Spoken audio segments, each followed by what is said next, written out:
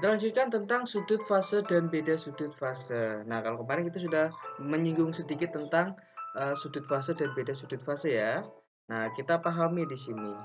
Nah, jadi di sini kita akan bahas dulu tentang sudut fase. Jadi tadi di sini kita punya titik O, nah di sini adalah contoh ada titik P. Nah, jadi sudut fase di titik P itu adalah apa berarti? Nah, berarti perbandingan antara ininya sebenarnya ya. Ya, jadi kondisi dari si P-nya itu tuh membentuk sudut berapa? Kalau membentuk suatu lingkaran, ini si P ini sudah membentuk sudut berapa ya. Nah, besar sudut fase itu kalau di persamaan di P-nya tadi, persamaan simpangan YP itu adalah apa? A sin omega T apa, plus minus KX. Nah, seperti ini kan. Nah, berarti inilah yang sebagai sudut fasenya. Jadi, sudut fasenya yang mana? Sudut fasenya, fase gelombangnya, itu adalah ini, besar ini. Nah, jadi tetanya sebesar omega T plus minus KX. Ya, itu sudut fasenya. Kalau ditanyakan fase gelombangnya, berapa fase gelombangnya? Berarti fase gelombangnya berarti tinggal apa sih? V sama dengan theta dibagi 2pi. Berarti apa? Omega T plus minus KX dibagi dengan 2pi. Nah, padahal tadi omega itu apa? 2pi F kali T plus minus 2pi per lambda X dibagi dengan 2pi. Maka kita punya rumus sudut fasenya. Nah, ini coret. Nah, jadi F kali T plus minus X per lambda. Ini fasenya. Atau boleh juga apa? T per T besar, karena kan frekuensi adalah periode. Ditambah, atau boleh juga dikurangi ya, X per lambda. Nah, itu fasenya. Bagaimana kalau namanya beda fase? Nah, contoh beda fase itu adalah ketika tadi, contoh saya punya titik P, nah ini saya punya titik I. Nah, mereka terpisah sejauh X. Nah, berarti kalau yang dikatakan apa namanya tadi, beda sudut fasenya,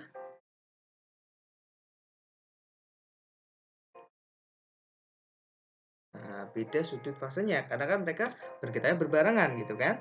Nah, berarti beda sudut fasenya itu ya berarti kan sudut fasenya si uh, ininya theta. Nah, delta tetanya adalah theta di Q dikurangi theta di P-nya kan. Nah, kalau theta di Q apa berarti?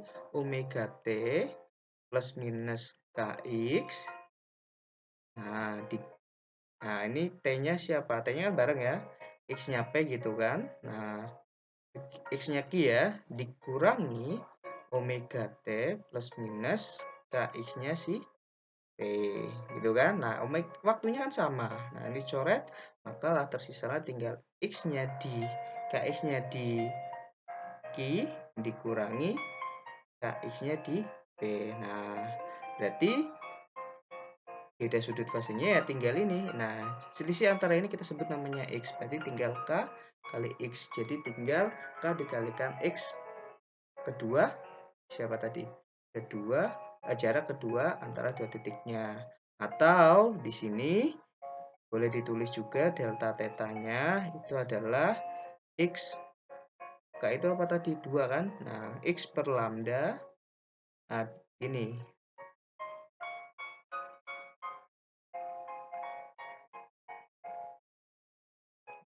Karena K itu adalah 2pi per lambda kan?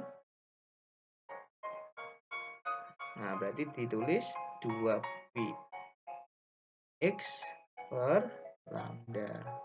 Nah, itu beda sudut fasenya. Maka beda fasenya, nah ini tinggal dibagi dengan 2pi. Maka beda fasenya X per lambda. Nah, itu perbedaan antara sudut fase dan beda sudut fasenya ya. Tuh.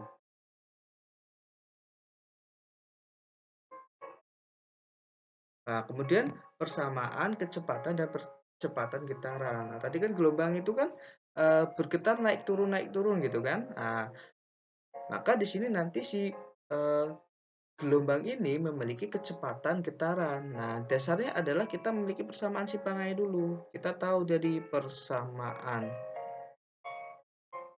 simpangan getaran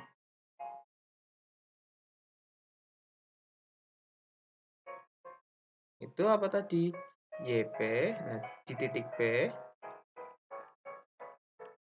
YP sama dengan A sin omega T plus minus KX gitu kan. Nah, maka nanti persamaan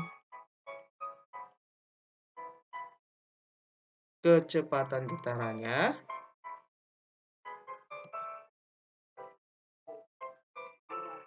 di titik P berlaku PY sama dengan A omega cosinus omega T plus minus KX. Nah, rumusnya hampir sama. Jadi ini ditambahin omega, sini berubah jadi sinus dengan PY maksimumnya, nah kecepatan maksimumnya saat cosnya bernilai 1. Berarti apa? A omega. Jadi kecepatan maksimumnya adalah A kali omega. Kemudian persamaan percepatan getaran nah, di titik E. Nah, tadi kan kecepatannya berubah-ubah karena memenuhi fungsi cosinus. Nah, kecepatan getaran berubah-ubah. Maka di sini akan ada namanya percepatan. Nah, berapa besar percepatan bisa dirumuskan seperti apa? Bahwa AY sama dengan min A omega kuadrat sin omega T plus minus KX ya. Jadi persamaannya hampir mirip. Nah, atau boleh juga AY-nya sama dengan min omega kuadrat Y. Nah, di sini AY maksimumnya adalah A omega kuadrat gitu. Jadi mereka memiliki yang namanya persamaan kecepatan getaran dan persamaan percepatan getaran.